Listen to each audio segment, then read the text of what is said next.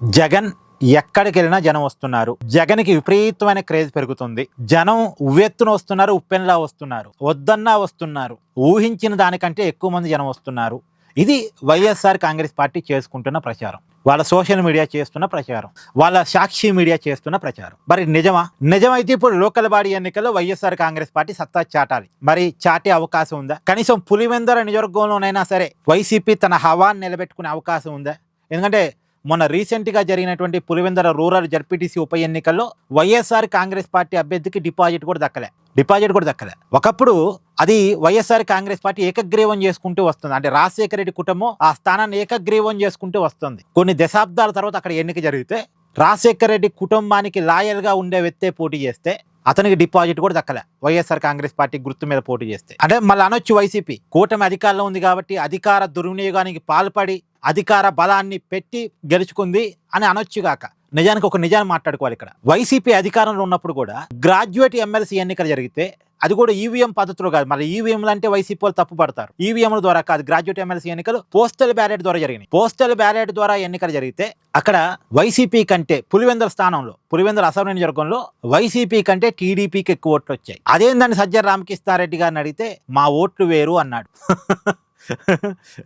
అంటే చదువుకున్న వాళ్ళు మా పార్టీకి ఓట్లు వేయరని ఓపెన్గా ఒప్పుకున్నాడు. పులివెందుల నియోజకవర్గంలో చదువుకున్న వాళ్ళు వైసీపీ వైపు లేరు, అది వాళ్ళ పార్టీ ఒప్పుకుంది. ఇప్పుడు పులివెందుల రూరల్ జడ్పీటీసీ స్థానంలో అయితే చదువుకున్నోళ్ళు చదువుకోనోళ్ళు అనే తేడా లేకుండా అందరూ వైసీపీకి వ్యతిరేకంగానే ఉన్నారన్న విషయం బయటపడింది. ఇప్పుడు ఒకవేళ నిజంగా జగన్కి మద్దతు పెరిగితే, జగన్ క్రేజ్ పెరిగితే ఇప్పుడు పులివెందుల నియోజకవర్గంలో ఉన్న ఎంపీటీసీ జడ్పీటీసీ స్థానాలన్నీ గతంలాగా గెలుచుకోవాల్సిందే. మరి కడప జిల్లాని వాళ్ళు వన్ సైడ్ చేసుకోవాల్సిందే. అలాగే రాష్ట్ర వ్యాప్తంగా ప్రపంచం చూపించాల్సిందే. మరి చూపించగలుగుతారా? చూపించే అవకాశం ఉందా? ఇప్పుడైతే అసెంబ్లీ ఎన్నికల తర్వాత గ్రాడ్యుయేట్ ఎమ్మెల్సీ ఎన్నికలు కూడా జరిగాయి. ఆ గ్రాడ్యుయేట్ ఎమ్మెల్సీ ఎన్నికల్లో కూడా అంటే Krishna, Guntur and east Godavari, west Godavari ఈ రెండు చోట్ల గ్రాడ్యుయేట్ ఎమ్మెల్సీ ఎన్నికలు జరిగితే రెండు చోట్ల కూడా వైసీపీ మద్దతు ఇచ్చిన అభ్యర్థులు, అంటే వైసీపీ డైరెక్ట్ గా పోటీ చేయలేదు కానీ వైసీపీ మద్దతు ఇచ్చిన అభ్యర్థులు ఘోరంగా ఓడిపోయారు. అంటే నేను చెప్తుంది 2024 ఎన్నికల రిజల్ట్ చెప్పట్లేగా, అది అయిపోయింది.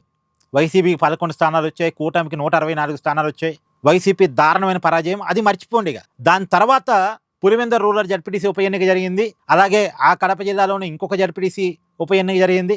రెండు చోట్ల వైఎస్ఆర్ కాంగ్రెస్ పార్టీ ఓడిపోయింది. పులివెందుల రూరల్ మండలంలో డిపాజిట్ రాలేదు. పైగా రెండు గ్రాడ్యుయేట్ ఎమ్మెల్సీ ఎన్నికలు జరిగితే రెండు చోట్ల కూడా వైసీపీ మద్దతు ఇచ్చిన అభ్యర్థులు దారుణంగా ఓడిపోయారు. రికార్డు స్థాయిలో ఒక ఎమ్మెల్సీ స్థానాన్ని రికార్డు మెజార్టీ తోటి, ఈ దేశంలోనే గ్రాడ్యుయేట్ ఎమ్మెల్సీలో రికార్డు మెజార్టీతో టీడీపీ కృష్ణా, గుంటూరు స్థానాన్ని గెలుచుకుంది ఆలపాటి రాజా. బట్ నిజంగా జగన్కి క్రేజ్ పెరిగితే, జగన్కి ఇమేజ్ పెరిగితే అది ఈ లోకల్ బాడీ ఎన్నికల్లో తేలాలి. కొంత కాకపోయినా కొంత. మీరు అనొచ్చు లోకల్ బాడీ ఎన్నికలు అధికార పార్టీకి అడ్వాంటేజ్ ఉంటాయని. ఉంటుంది, ఉండే మాట నిజమే. కానీ ఎంతో కొంత వైసీపీ తన అడ్వాంటేజ్ చూపించాలి. మరి చూపించగలిగిద్దా? చూద్దాం. Thank you.